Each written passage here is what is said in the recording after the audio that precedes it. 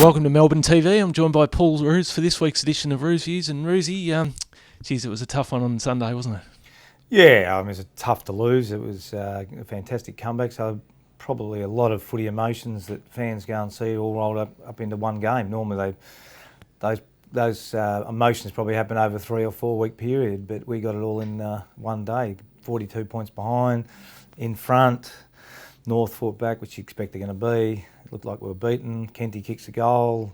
Yeah, Billy nearly marks it. So yeah, it was a lot of emotions rolled up into one footy day, wasn't there? Yeah. And how do you sort of look at it a few days on, dissecting it and going through it? Yeah.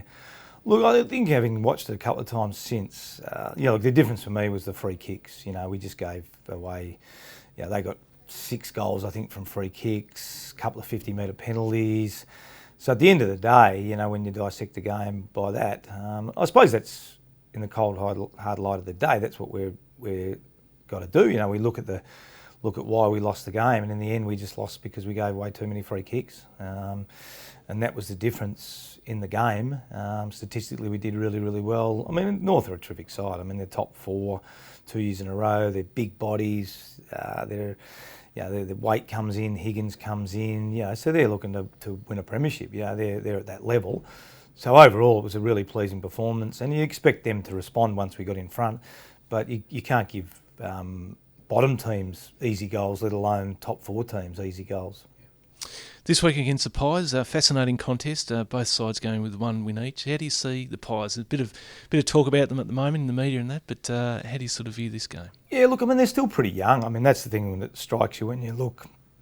There's obviously a lot of hype in footy and a lot of expectation externally from all different footy clubs, and pre-season we get caught up in the noise of who should be top 4 and who's going to win a premiership and who's top 8 and all those sorts of things. And Collingwood was seen as a top 8 team, but the reality is they're still pretty young, and I think Bucks has said that all along. I've spent some time with him, last couple of years, and we talked a lot about footy. So look, they're a youngish team with some experienced players.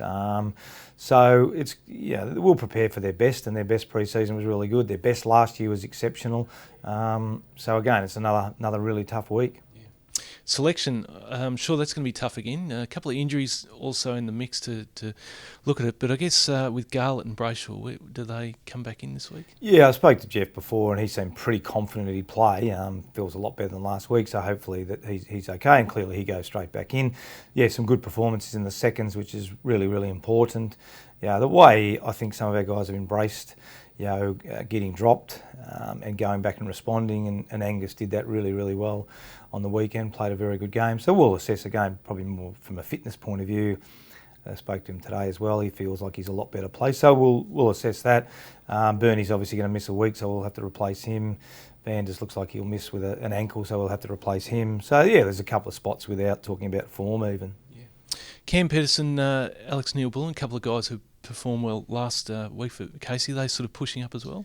Yeah, look, Cam obviously another one that went back. Had a really good NAB Cup, probably tailed off a bit in round 1 and 2, but it's great. The response from him is terrific. Alex has had probably a slowish pre-season by his own admission, but and played 2 really good games now.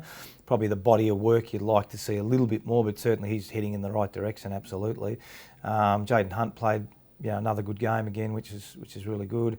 Oscar McDonald went back and steadily increasing in his form. So look, there's a lot to like. I mean, as you think, with a 100+ win in the Casey team, so they start off really, really well, which is positive for us. Yeah.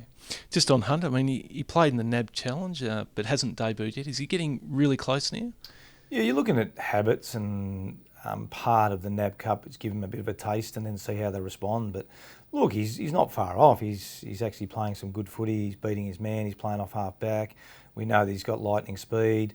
Probably ball use is the thing that, when your legs are going really quick, your mind sometimes follows, and that's probably the only thing that's at the moment, is not quite as sharp as it could, but he's getting the ball. He's defending really well, and he's running like we asked him to run. So look, he's not far away.